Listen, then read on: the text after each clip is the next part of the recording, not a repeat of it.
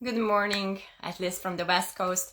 My name is Vera Guyash, also known as the Almost Jewish, and now that I can do live again, I've decided that every week I'm bringing you another person that I trust with information and I also look up to. So this week we are going to have a talk with David Lang from the Israeli Co-op. And I really hope that he is here and yeah, I see him. So my name is Virag. If someone asked me to pronounce my name again, so that's how it's pronounced. Virag, it means flower in Hungarian, perach in Hebrew. So today's guest is someone that I really admire for his tirelessness. And he is based in Israel. I see him here, so I'm just going to click and into the work of an activist and what it really means. Let me know if you can see me. Sometimes my phone is making tricks on me. So let me know, David, if you're here. I am here. Okay, so once again, I don't see you, and I don't know why it does it. So I'm gonna pull you up on the laptop so that I see your face, because I don't really like when that not is okay. So I see you. Good morning or good afternoon to you. Good evening. Thank you so much for coming on. And it's gonna be a friendly talk, but such as my style, I want it to be really honest. And if you don't feel comfortable of talking about something, just say, okay, let's move on and pass. But I really want to dive into the work of an activist, what that really means and what it entails on a daily basis. And I'm pretty much aware of all the, death threats that you have received throughout the years and all that. But before we go into that, introduce yourself a little bit to people who might not know you, but also for those who know you. So how did you end up of doing what you're doing today? I think that is the bottom line of the question. Well, hello everyone. Hello Virag. Thank you very much for having me. I would just like to start by pointing out that this is my very first Instagram live. So first popping the Instagram cherry today, which is very exciting. Trying to remain relevant, and I won't regale everyone of all the conversation we had behind the scenes, all the questions, technical questions I was asking you to make sure I had all this up and running from my side. Yes, so basically, I kind of fell into Israel advocacy in a sense. I started in 2003, a thing called webblogging appeared. Uh, all of you out there who are watching, maybe you remember those days before Facebook, before Twitter, before social media. You remember those days? I think we had mobile phones though. And there was a thing called blogging. And I read an article about it and I thought, you know what, this might be something to try. I've always liked writing as a hobby, as it were. And I thought I would try it out. Now, I'll take a step back. I moved to Israel from Australia. So Yeah, I wanted to most of ask, you can, pointing out your Aussie well, accent. you should realize I'm Australian, but you'd be surprised how many people think I'm South African. And I love South Africans, so that's not an insult. But I did go by Aussie Day for a long time, so you should know I'm Australian. So yeah, and so I moved to Israel, and even back then in 2003, there's always been things going on. I made Aliyah to Israel in 2000. We had the second Intifada, lots of, as you are probably aware and remember, lots of terror attacks even back then. But in 2003, it was also busy in that sense. And I thought I would just try things out. So actually, my first blog entry, and people might actually Google this to see if I'm telling the truth, but it is actually true. My first ever blog entry had to do with cricket, the Australian sport. It was a completely inconsequential blog post that I thought I would just try to, cut my teeth on this new medium called blogging. And I did also write some Israel posts, and it was just a cathartic experience. That's all it was. I didn't even think anyone besides my parents would be reading anything that I wrote, and I didn't even see the potential in that. But there was a seminal moment in the middle of that year, and it was when we took out a Hamas terrorist, which is very topical, called Rantizi, if you remember who he was. He was a doctor, a medical doctor, and an arch terrorist. And we took him out. We eliminated him, and I wrote about it. Hmm. Okay, that's all well and good. But what happened was someone back in Australia somehow came across my blog, and they reblogged it. It's like a retweet, but they linked in their own blog to my post, and I saw that my traffic went up from like 3, which was me reading it, my mum and my dad reading it, something like that. And it went into double figures, like 10 people or maybe 15 or 20. So back then, you can understand how it's all relative. Yeah. I really appreciated that. But I saw the potential. At that point in time, I went, wait a minute, maybe I'm looking at this the wrong way. It can be cathartic, don't get me wrong. Everything that I write, I enjoy reading and it's cathartic. But at the same time, maybe I can do a bit more with this. Mm-hmm. So from that moment on, I started, I left cricket behind a bit and I'm more focused on Israel. And I started trying to form connections with other bloggers. There was a bit of a community going even in Israel back then.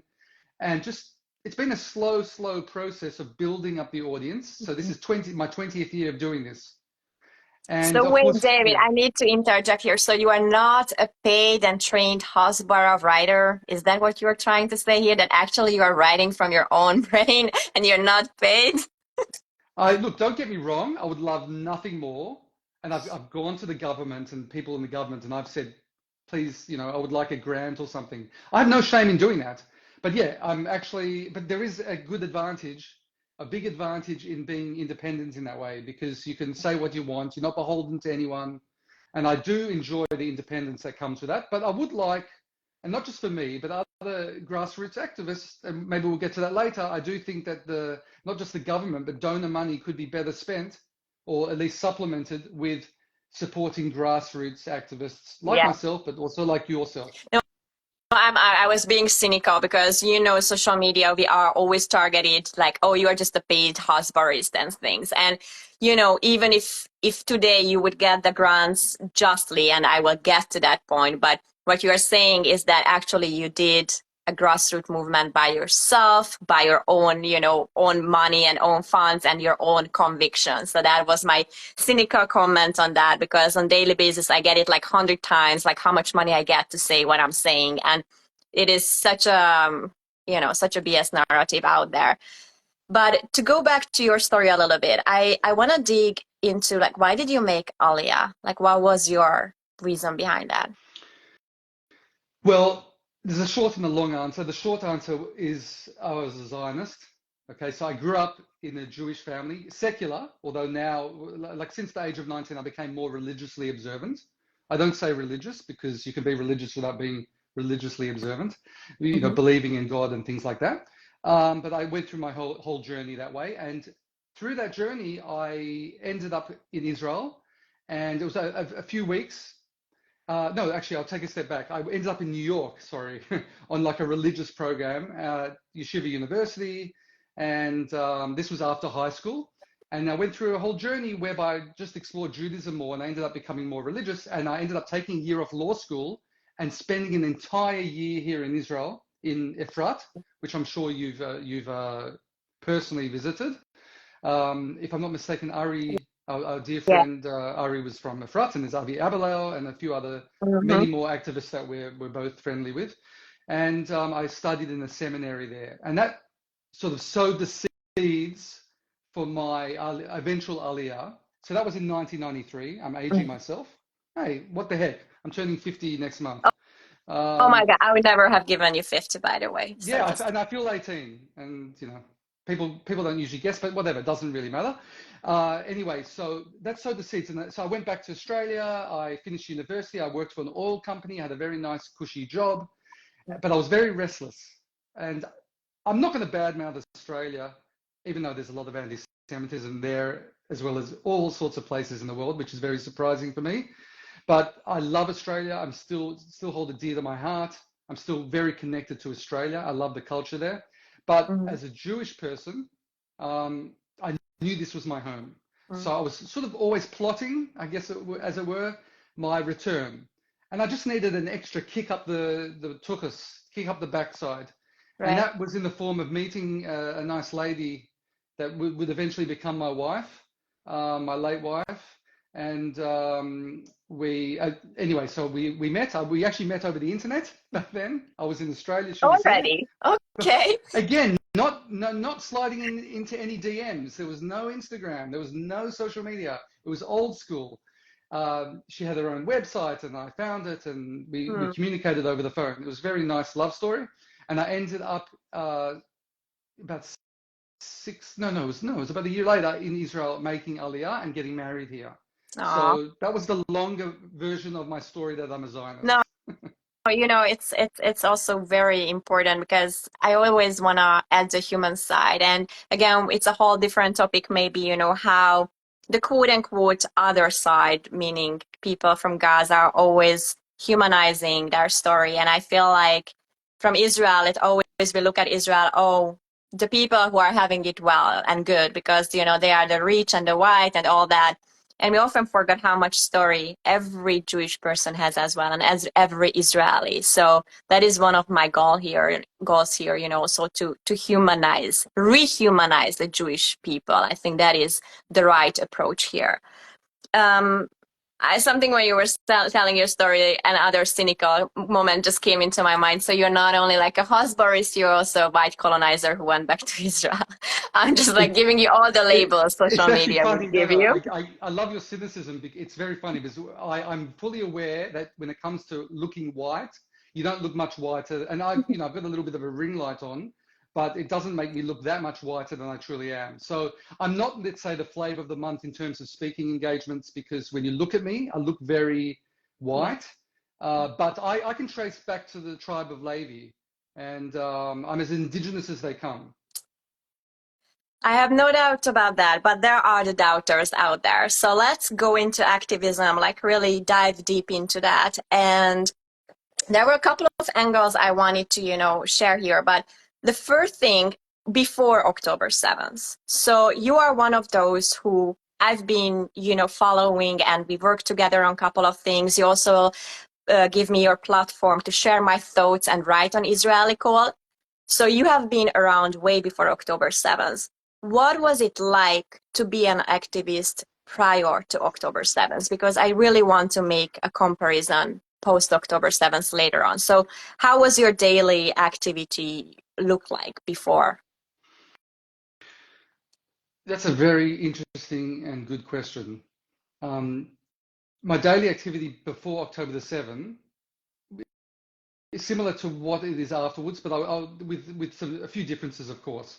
But getting up in the morning. So let me take a step back. First of all, this is my full-time job now. So you remember when I spoke about my story, I had a day job in high tech, a very senior position in high tech, and I was, blogging and live blogging sometimes during the wars because there weren't many other activists doing it. And imagine when Twitter isn't so developed. You don't have all these people out there pushing the content. I was doing live blogs before Times of Israel even knew what a live blog was.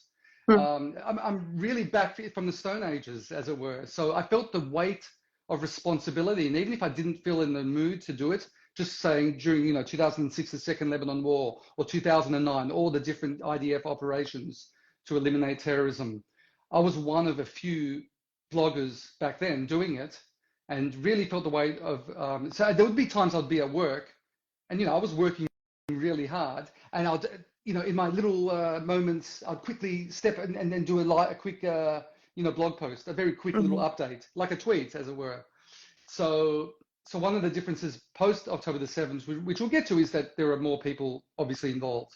But getting back to more focused on the question. So yeah, getting up in the morning, and first thing I do is get my coffee, and I sit down, and some people meditate, and I do. Probably no doctor on earth would recommend what I do. I sit in front of the computer screen and look at all the garbage from all social media, and I'm curating content to think about what I'm going to write. Mm-hmm. And I'm always trying to write something that either hasn't been covered by others, or it has been covered, but a different angle, some sort of little twist, because I'm not trying to replicate what other people are doing. I'm trying to be efficient. I'm a one-man operation. So if I'm going to write something, I don't want to just copy. I'd rather retweet or share something of someone else. And I think that's really important that we all do that.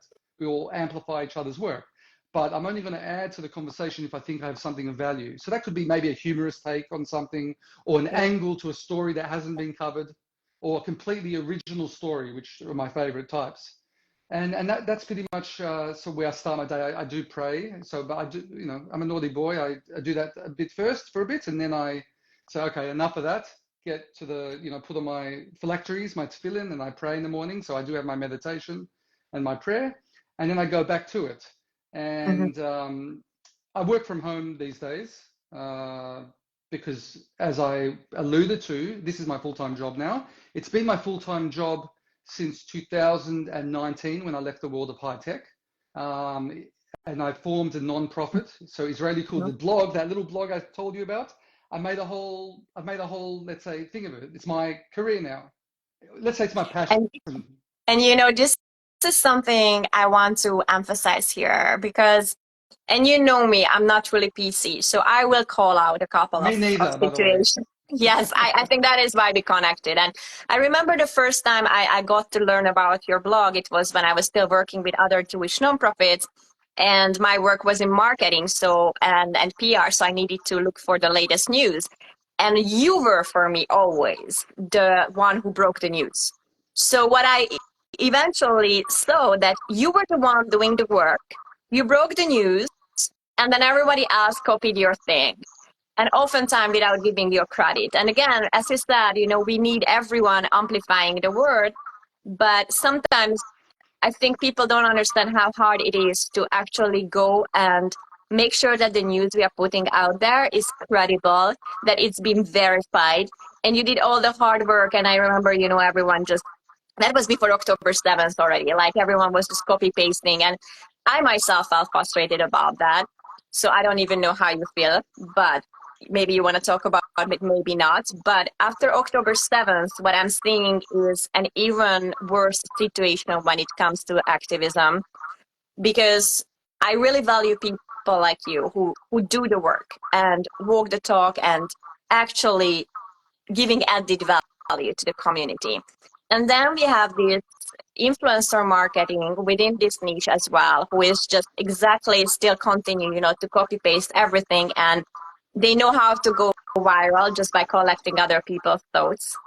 And that is sometimes troublesome for me because in as much as we need to amplify the voices, I also feel like this whole social media and influencer marketing is very, how to say, unethical often. And I don't know how you feel about it as an activist yourself. Maybe you are a better person than I am, but I do get frustrated by this a lot. No, we can talk. First of all, I'm not going to shy away from any of your questions. I'm not PC, and I think honesty is the best policy. I have mixed feelings about it, meaning, and we've discussed this a bit, offline. It's interesting. So just in terms of people copying content, there's two types, okay? So there have been instances where people know very well content came from me or someone else. I get indignant, not just when it's copied from me, but Elder of Zion or one of the other weblogs where I've seen, he does a lot of like memes and posters. And when I've seen someone cut and he puts his little watermark on it. And I've seen elsewhere people have taken the watermark off and then passed it off as their own. And I've actually, fallen out with other people and organizations recently being about a year ago. I'll just give an example just so people can understand, because on one hand, you want people to amplify and we're all on the same side. That's the counter argument. Aren't you happy people are sharing the content? Why do you need credit? Are you doing it just for the credit? That's kind of the retort that you get. But as you've mentioned, well, you put in a lot of hard work and it's kind of more the principle of the matter. I don't care if someone, and this is where I'm a bit mixed, I'm not sure I 100% agree with you, because with a lot of the influencers, and I hate the word influencer, we can talk about that, because everyone out there can influence, okay? This isn't like a special thing. But in their cases, I'm sure they get a lot of stuff in their feed and they don't always know where the source is. And then, the way that Instagram, for instance, works is you just, share a story, that's fine, because you'll see the source of the story. But other times, they might get things thrown at them. That's a great graphic. I saw it somewhere. Maybe someone emailed it to me. Maybe it was in WhatsApp. I'm going to put it up. I don't know what the source is. So I give them a little bit of slack there. But I'll give you an example of what isn't correct is when someone knows exactly where it's from and they hide your involvement. So I'm not going to shame anyone by name here, but there was an organization. Sure. Yeah, and there's no point.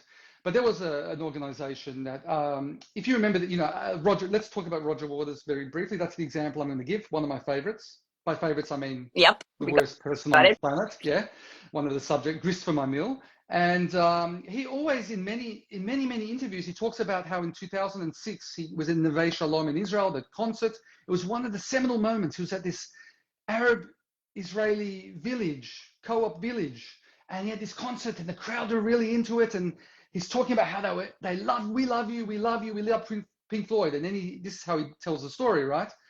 He gets up and he says, "Okay, and you guys, the young generation, have to break down the wall." And the way that he tells the story is, he looks into the crowd of Israelis, silence, and he says he uses this as like one of the catalysts for his terrible views. Unfortunately for Roger Waters, there is audio and video of what happened that day, and I've spoken to people who were actually at the concert, and that's not what happened. And what happened was there was raucous cheering. So he's absolutely lying. And that's one of the reasons I know he's a freaking anti-Semite, because he's blatantly, maliciously lying. And he knows it and we know it. So what I did was I took one of his interviews. So I went through a whole interview. I cut out the section where he's talking about the concert. You know, I'm a one-man band. So even a simple thing like, you know, editing in Adobe Premiere takes me a long time, right? I have to watch the whole video. I have to know how to cut it. And then I found audio from that concert, the part of the concert where this happened. And then I found a graphic from the concert and I put it all together. Let's say it took me about 6-7 hours. Okay. So my work day just says 10 hours. So most of my day spent on doing this, and I put a watermark on this thing and I shared it. So this other organization basically a few days later started sharing it, getting a lot of traction. But what did they do? They took off the exact thing. They didn't put their own twist on it. The exact video, but they took off the Israeli cool watermark and they put on their own organization's watermark. So I kind of had an online relationship with the head there, and I said, "Listen, well, what's going on? This is not right. You removed my watermark. Like it just felt icky, right?" And I did all the hard work. Again, it's not about ego. No. It's just like anyone that puts in some hard work don't want someone to blatantly rip off the work. It's one thing if they didn't know where it came from. Anyway, this person doubled down and said, well, listen, we're trying to kind of not come across too Hasbarari and Israeli cool, even the name, it's too much. So, but they didn't, you know, if they'd approached me and said, can we use it and put out those, I might have. Yeah. Your voice went out, David, on my end. I don't hear you now. You back? Yes, you're back. Yes. I got a phone call, so I had to quickly reject it. Yeah. So anyway, but basically, yeah, we fell out over that. So that's an egregious example of what not to do. But again, I will, you know, because there's so much information being put out there, you see something you like, you don't always know where it's from. So to any creators out there, I'd say put your watermark on everything, and then it's everyone else that wants to share it, they should at least visit your accounts and try to share it from the source if they saw it from someone else who uploaded it. It's just common courtesy, basically. It is, but I think we are really losing it, and especially since October 7th. And as you say, it's really not an ego, but people, so I think, who never edited a video yet in their life, they can't really imagine how much time it really goes into that. And it's a lot of time and effort. And as you said, you know, everyone has their own network, their own sources. So it's also something that you build up. And for me, it's really disheartening when people are like, for clout. And again, social media works with clout. So my point is that there are so many like big accounts there who never ever originated the content themselves. They are just sharing other people's, and then they call themselves influencers. And to my heart, that is like a really misrepresentation of the word, because what you are doing is you're collecting everything you like, and you know that those are viral posts, and then suddenly you become someone, quote unquote. And here I need to mention that some people even profit from that, you know? So let's be honest, talking about Israel is not a lucrative business, because you cannot really get paid on Instagram for anything because you're always just blocked. So it's not about that. But if you're only sharing third-party content, then you can monetize that. And that is where I personally feel really gutted with this social media and what we have built up under the pretense of activism. For me, that is not an activism to reshare other people's videos and then appear at a gala as an influencer. Do you know what I'm saying? Like, I'm I know. really harsh on Yeah. that. Yeah, no, It's I just, actually understand where you're coming from. But if you're, for instance, on Instagram, and I'm not the most knowledgeable person on Instagram, but I see you can share stories. So you're sharing yeah, them hopefully from the source. You're not re-uploading. I make a distinction between that. And if you're doing that and people are seeing you're sharing it from Virag, for instance, her video or a video that clearly came from her, I have no problem with that. And a lot of these influencers, I guess they become popular through their own videos anyway. Maybe there are some, again, I'm not so familiar with all these yeah, influencers, but the ones, I have more time for the ones that have built up their own content, and maybe in addition to that, they're sharing other people's videos, but they're doing it, or the right way. They're sharing it from the right. source. But yeah, I know what you're saying. There are others, and there are the plagiarizers. There have been many accounts, also on Facebook. Again, I'm not going to name names, but that they basically, all they did would be copying and pasting from other people and Yeah. getting huge audiences and then trying to monetize that. And Yeah, it seems that's dirty. Yeah. yeah. It is just basic human decency. And the reason I'm talking about it is because it is something we don't really talk about, you know? And some people ask me in DMs, like, why am I not breaking this news or that news? Or like, why am I not posting about this? And my general approach to social media as me as Virag is that unless, similar to you, unless I can bring a different perspective or an added value or my own style to the topic, I'm not doing it. Because I don't want the clouds. I don't want to be the first breaking the news of what happened. I don't want to be a PR agency and a news agency. It's not me. I want to bring my perspective as a non-Jew, as a Hungarian, as me, as Virag. And since I follow you for years, I always know what comes from you. Because you have that little lingo that you use, the little style that you have. So that's like for me, David, so that's really you. And here I want to go into a little bit like verified information. And now we are post October 7th. We see so many things, flying around social media without being verified. And maybe sometimes I was guilty of also something, that I posted too quickly and I didn't triple check. How do you ensure that whatever is getting published on Israeli Cool as the news is verified? What are your sources? What makes you credible? Yeah. Well, look, we've all made that mistake before. I'm not going to sit here and say that I've never posted something that I didn't go through all the hoops and in the end turned out but I've always owned up to that. And it hasn't happened much, to be perfectly honest.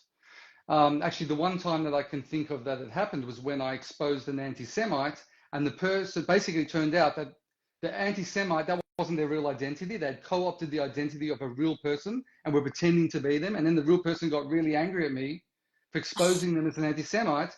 But like, what would I have done in that case? I don't normally, when I expose an anti-Semite, get on the phone call to them saying, hello, do you want to verify that you've said all these terrible things? Oh, it was like the first time it's happened, but that was a bit of an eye opener for me. But I did, then verify and see that this person, like if they were that anti-Semite, there was no way they would deny it, and they were quite high profile. Uh-huh. And so I ended up turning my post from exposing an anti-Semite to, talking about how an anti-Semite co-opted this guy's identity. Look, it's tough, but I just over these years of experience, I first of all, I can kind of tell if something's fishy. So a lot of times we see, for instance, I'll give an example. Pallywood, you'll see a lot on Instagram and Twitter. Look, check this out. And it's an obvious acting scene because you see someone putting makeup on the person.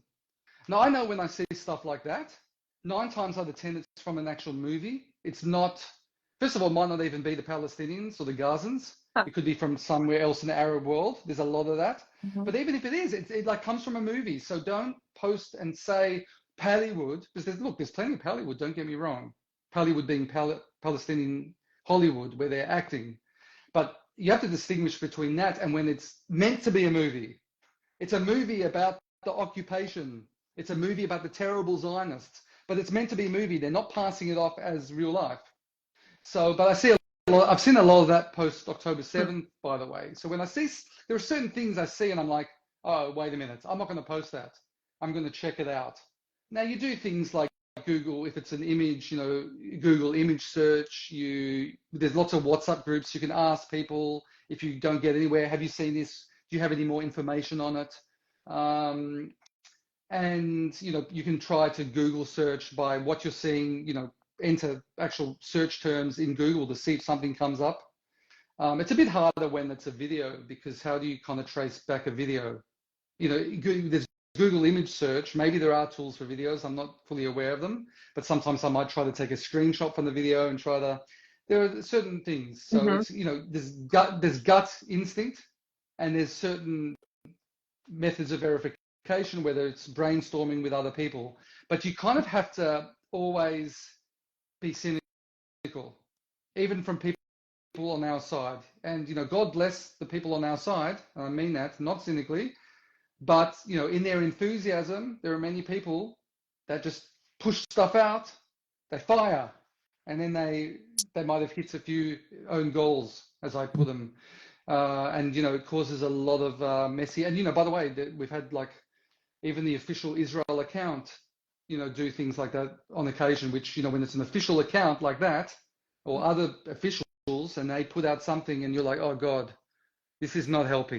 We're putting in this hard work to verify things, and in one fell swoop, all that hard work, we lose tons of credibility. Yeah, but it's frustrating. It's also a lot of double standard again, because you are taking the time to make sure that you verify to the best of your knowledge.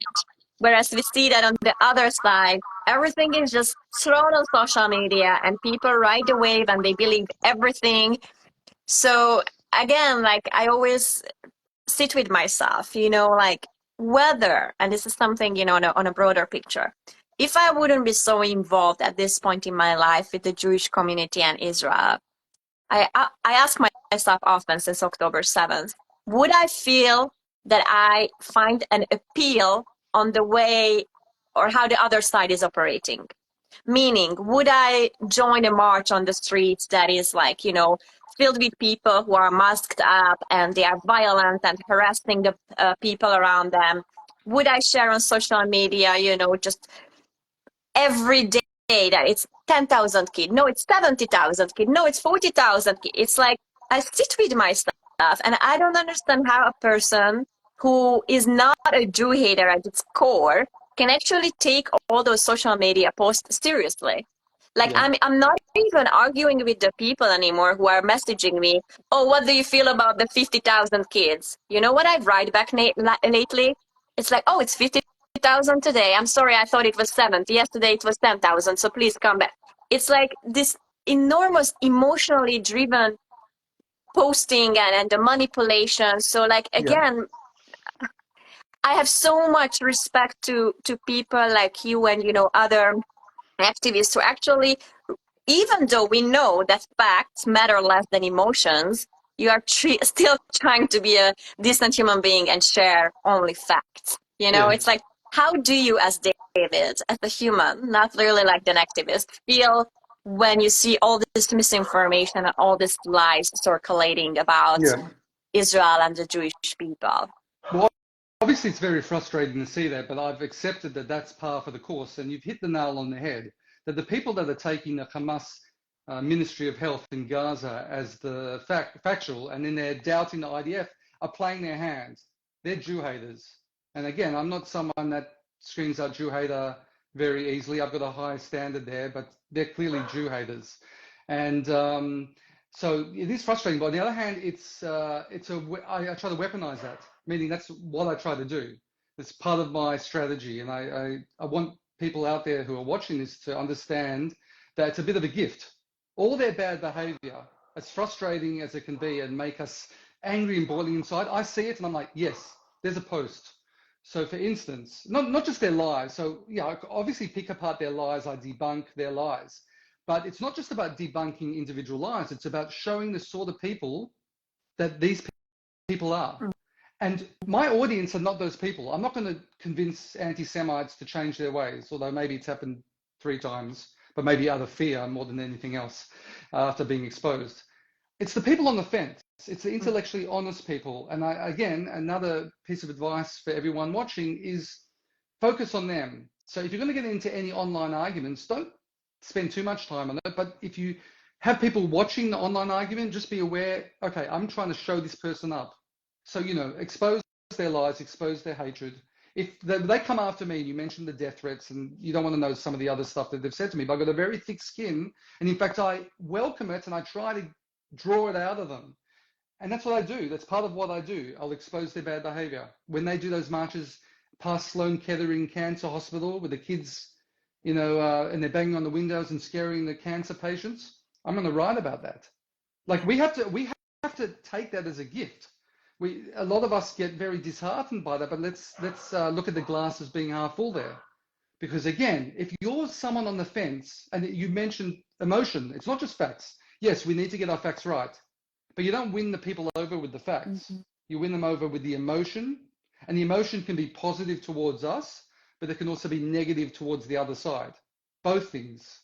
So yes, the old school cherry tomato, or tomato, as you might say, diplomacy about, look, we invented the silicon chip and the cherry tomato. Okay, it can be a bit cringy if that's all you're doing. I don't have a problem mentioning a little bit of that, in sprinkling it here and there, and some of the good stuff. But yeah, we shouldn't shy away from taking their nasty behavior and their anti-Semitism. And again, a lot of people like to ban these accounts.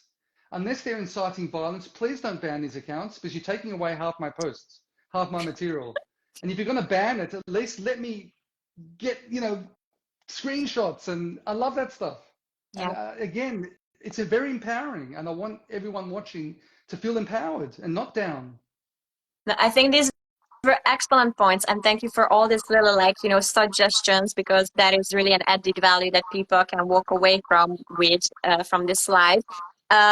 What are your opinions about how can people distinguish between bots, this automated personas, and actual people behind their profiles? I do have an opinion about that, but what is your perspective? Because so many times people say, oh, just block them, they are bots, but they are not always bots. So how do you distinguish?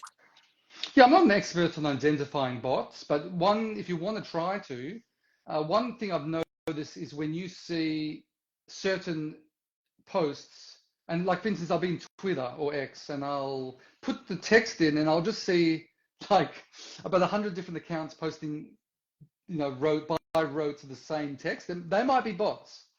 But they might not be bots, to be honest, because these are not thinking individuals. The other side they will parrot things. So they might actually be real people. Yeah. What is a bot? It's, at the end of the day, I don't have a problem blocking whoever. Some people say I don't block. I've blocked 5,000 accounts on X. I have no problem with that. I will use them for what it's worth. As I mentioned, expose them, do whatever, show them up to the reasonable people out there. But when I'm done with them, I'll throw them in the trash can for sure. I don't need that noise on my timeline. Right. It's not, again, it's very empowering. It's my choice. It's not about being a coward. I'm not scared of anything. The only thing I would be scared of would be a Jewish people that's not unified. That's the only thing that would scare me in terms of people's behavior. But yeah, I'm not an expert on identifying what is a bot and what is not a bot. And to be honest, it doesn't really matter to me too much, because my strategy in dealing with these accounts doesn't differ. Yeah, and I kind of agree with you on that, because bot or not bots, the other side still retweet them or reshares them, so they get the clout and the credibility on social media. So we need to treat them as that. Something I want to dive into as well that you mentioned, your fear is the lack of Jewish unity. So let's talk about that. If you are a Jewish person living in Israel, and then we have the diaspora Jewry here in America. Let's focus on that. How do you feel about when certain, community members here in America are siding with the Free Palestine from the river to the sea? Or they are saying, in an interview recently, someone mentioned that this situation is very complex, and Israel, that was created on the ashes of the Holocaust, really needs to pay attention what it is doing to Gaza, not to repeat the Holocaust, and that is coming from a Jewish person. So like you, as a Jew living in Israel, how do you feel about it? And what would be your take on that? Look, it's very sad and infuriating. By the way, I call these, and I'm not the only one that came up with this term, as a Jews, because they normally preface everything with, as a Jew, I deplore what Israel is doing. As a Jew, their whole identity as a Jewish person seems to be predicated on bashing the Jewish state. And most of these people, if not all of them, are about as Jewish as a ham sandwich. And some of them aren't even Jewish, by the way. There's an increase, as you're aware, and not that there's anything wrong with not being Jewish, but there is something wrong with being not Jewish and pretending to be a Jew in order to bash the Jewish state. Is And that there's a lot of that going really on. a thing? I might be so naive, but is that really happening? It absolutely is a thing. For instance, the Jewish Voice for Peace, a number of years ago, I exposed how their account, that one of the account administrators was located in Lebanon. And there are other examples. I can't think of all the examples to mind, but there have been other people. There was, what's her name? She may be from New York. There was a Senator, Salazar, I think. Julia Salazar. She's an anti-Israel, I think, senator. By the way, if you're watching this, please put in the comments if you know who I'm talking about. And she claimed she was Jewish. She used to actually be very pro-Israel, like a Christian pro-Israel person. She went like 180 degrees to very anti-Israel, but she kind of used the fact that she was Jewish. It turns out, and I did an expose on this, she's like not Jewish at all. She's like Christian. Oh my. There's nothing, yeah. So there's a lot of this going on. There's other people that are, because as like we have people identifying as all sorts of things, okay, each to their own. But I really have a problem with someone identifying as Jewish when their whole purpose seems to be to bash the Jews. And when Jews or anyone identifying as Jewish bashes us, it makes life very difficult, first of all, because this is the alibi of the anti-Semites. Some of my best friends are Jewish. They're the best friends who they're talking about. And so, it's very sad because I want Jewish unity across the world. But it is infuriating because they are damaging us. But, there is precedent in Jewish history for such people. The Erev Rav, the 20% that came out of Israel that were a very negative force, the mixed multitude. But I treat them like, by the way, I will call them out as being anti-Semites as well. Like, you can be a Jewish anti-Semite. Norm Finkelstein, for instance, I just saw a bit of a train wreck debate on Piers Morgan with him and someone else. I would say that he could be characterized as a Jewish anti-Semite, and there are a number of them. So I don't shy away from going after the Jewish anti-Semites, because once you're supporting the enemy, game on. Jewish unity is something we should aspire to, but they're not playing by the rules of the game, so we need to treat them like the enemy. And I have no problem with that. It is. It is really heartbreaking, but you again made a good point that they give a lot of ammunition to the other side. Like Gabor Mate, who I really looked up to as a psychiatrist, is now basically the poster guy of the anti-Israel movement because he is a Jew. And it's like troublesome, but also, I have to also mention here something. It goes both ways because unfortunately me as a non-Jew talking about the topic that we are, here discussing makes me often more credible.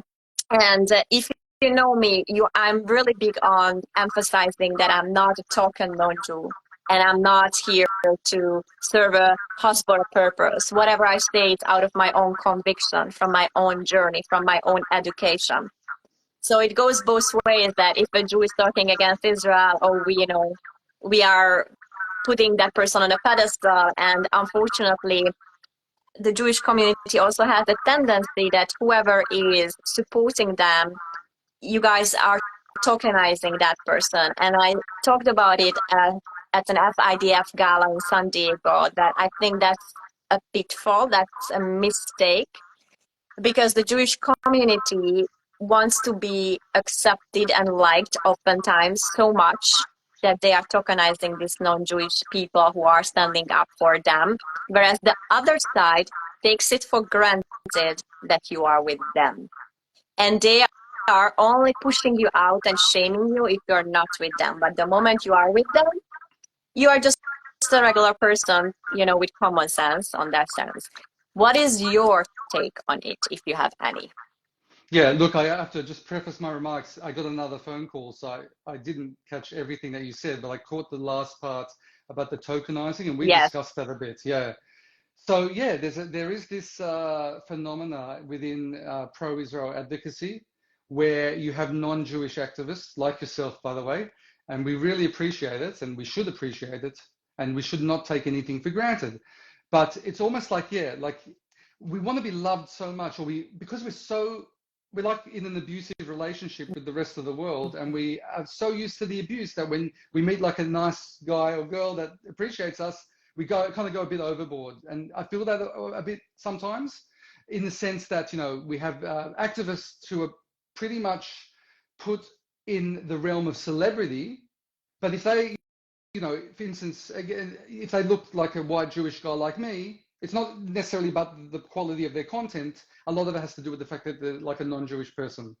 And that's okay. I mean, but on the psychology, it's an interesting kind of thing psychologically. You see it a lot where we kind of, as you said, but it gets to a point of tokenizing in some cases. Yes. So it's interesting to hear your perspective as a non-Jewish person. You could be like, oh, wow, I love this. But because you are in this game for the right reasons and you're not a narcissist, you understand what's going on there. So I think we need to, we see a lot of, for instance, memes, like if a Hollywood celebrity says something kind of nice about Israel, we'll have like a bunch of memes, all over the place. And it's like, I wonder what they feel about that. Like, what? I just made a remark, and like there's a million different memes. I'm a bit, it cringes me out a bit.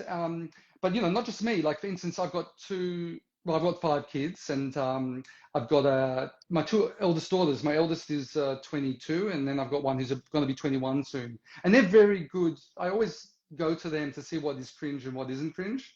And we kind of usually agree. They're younger, obviously, so they're kind of in. But maybe I'm just like a boomer, and I'm a bit out of touch, or maybe I'm just a grumpy old man at this point. But no, I go to them and they're like, no, that's kind of cringe. Like, it's a bit overboard.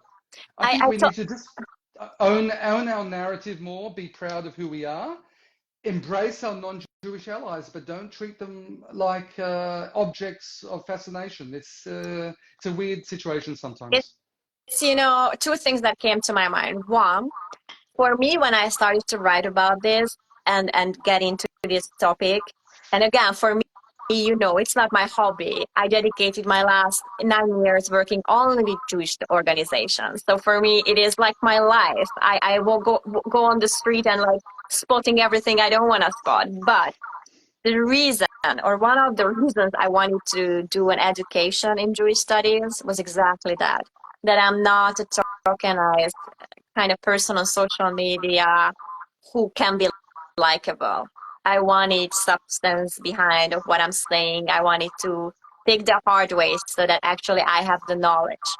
And so I take pride in that, because whenever I go to speak, I share parts of my stories, but the big chunk of my speech is about education, and I take with me, my experience from the EU, the UN, and then my Jewish education in that sense.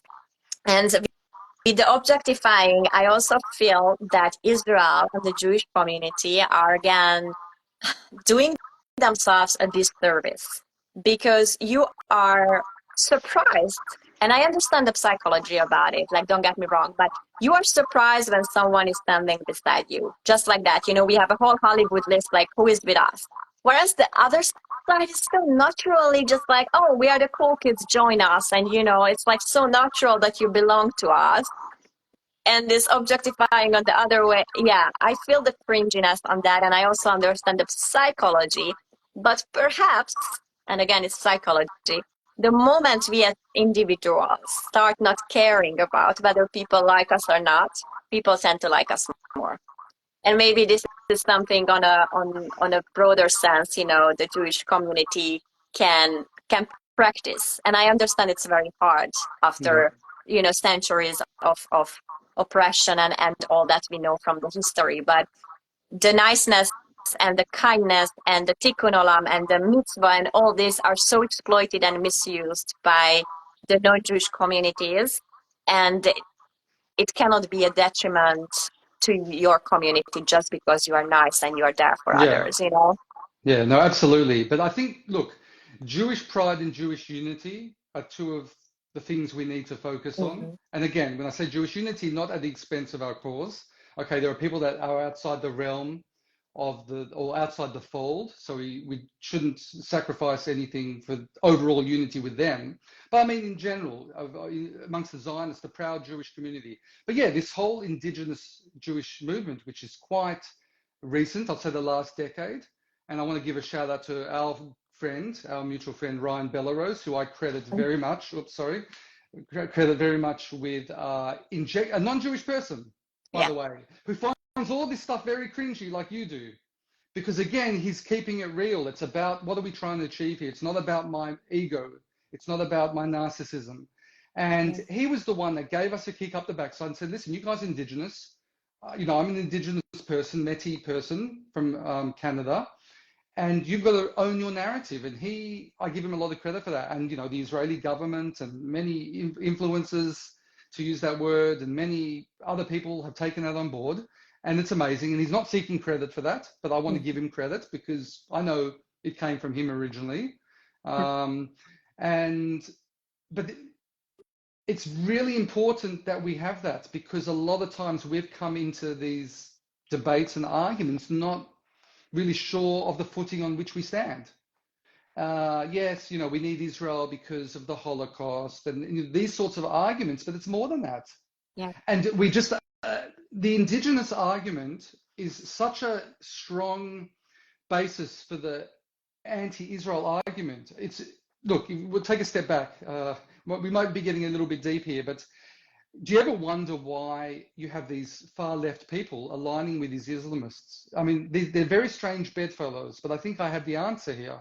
And maybe it's become clear in the last few years. This is a neo-Marxist narrative that we're seeing play before our very eyes. The neo-Marxist narrative being the one of victim and oppressor of these power structures.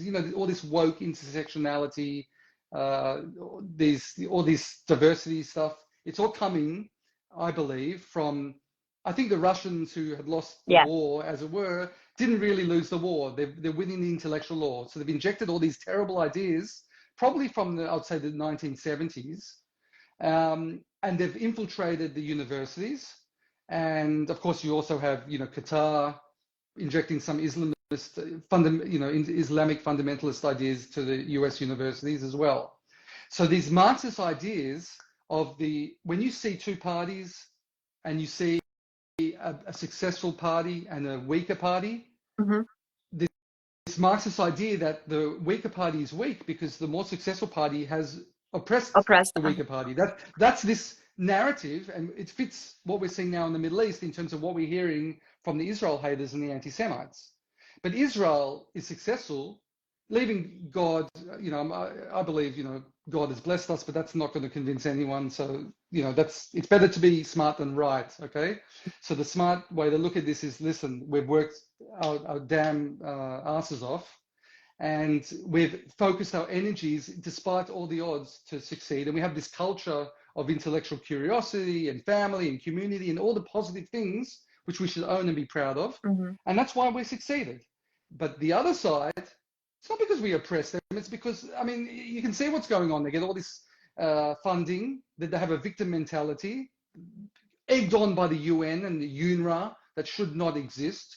And all the Arab states that could take them in and help them thrive and prosper refuse to, even though Israel's taken Jews from all over the world, this little country. And they're funneling all this money into terror tunnels and rockets. So they're all about destruction. So it's this sort of victimhood, not taking responsibility for your actions. It's the opposite of capitalism, which, it's this sort of neo-Marxist. This is why I've just answered a question that you didn't ask, but people might always wonder, why we are these strange bedfellows of the far left and, the Palestinian, the so-called Palestinian cause. Right. It's because you are so right on this, David, because I actually made a video about this also in Boulder, Colorado, and Denver, and in San Francisco. The people organizing the rallies against Israel belong to socialist and communist groups. So it all Yes. goes back to that. And then it again circles back to how the educational system is failing this generation.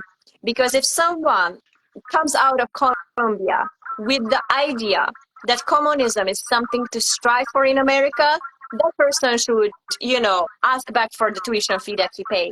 And so it's full circling back to what you're saying, because they brainwash this generation thinking that this Yes. victimhood, I mean, come on, Israel should kind of apologize why they are striving as an economy, or like why they invested into the Iron Dome. Like, come on, take some responsibility for your life, Yes. So one of the narratives we need to push, in addition to this indigenous one, is how we're the exemplar of the indigenous, or let's say the oppressed people making good.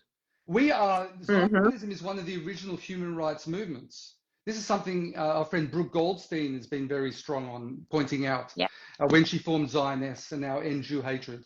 So this is something we need to own. We need to own that narrative, and we have to push back against this neo-Marxist narrative, which is a terrible, but unfortunately, we have our backs against the wall because a lot of funding, this is one of the ironies, the other side claim we're pulling the strings and we're controlling financial markets and media, and no, it's actually more, the money's coming more from their side in terms of filtering through the universities, and it's all gaslighting and projection. Yeah, that's what's going on. So these are all things we need to look at the big picture as well. Yes, we can put out fires, arguments here, debunk that there, but we also have to push back the big picture and point out these connections. Also the connections between some of these, like Students for Justice in Palestine and actual terrorist organizations, which are all tracked. Yes. NGO Monitor, for instance, have done a good job with that.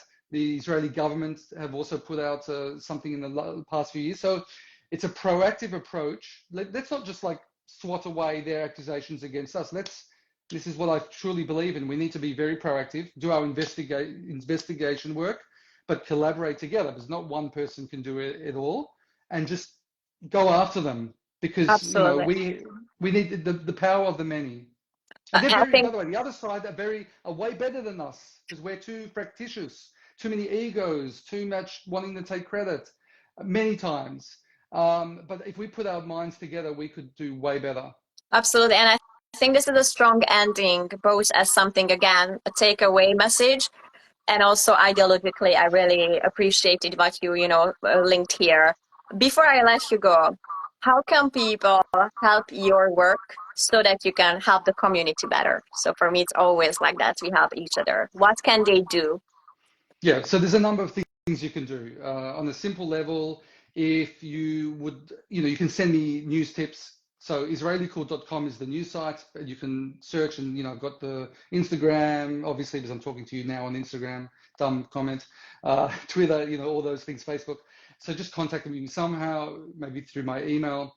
And if you've got some information you think I can help either amplify in some way or write about, I get a lot of, many of my best tips come from readers. They'll say, look at this person, check out their social media. I'll expose them, but the credit goes to the reader, because I didn't have them on my radar at all. I get a lot of that stuff.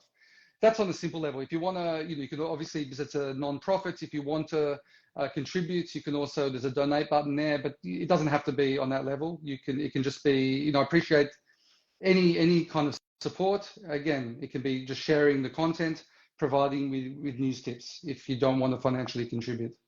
And I think it's really, really important. Let me reiterate. People here who feel like, they don't have the clout, but they want to do something and they are activists. I always say we all have a role to play here. So if you see something, you can send it to David and he can amplify what you have found. And then it's like you did your part as an activist, and he uses his platform to amplify that message. Yeah. So let's leave it at that. And I really thank you for your time, David. Thank you for your work. Thank you for your friendship as well. And to be continued. Keep strong in Israel. And, you are not alone. We are in this together. Thank you very much for having me, Virag. Thank you also for your support. Thank you for everything that you're doing. And thank you for everyone that watched this, for you know, spending your time watching this. And I hope you got something out of it. I'm sure of that, and I will make sure that David is tagged. Some of you asked for his account. He's gonna be tagged in a second. Thank you, everyone. Like, Detroit. bye. Bye bye.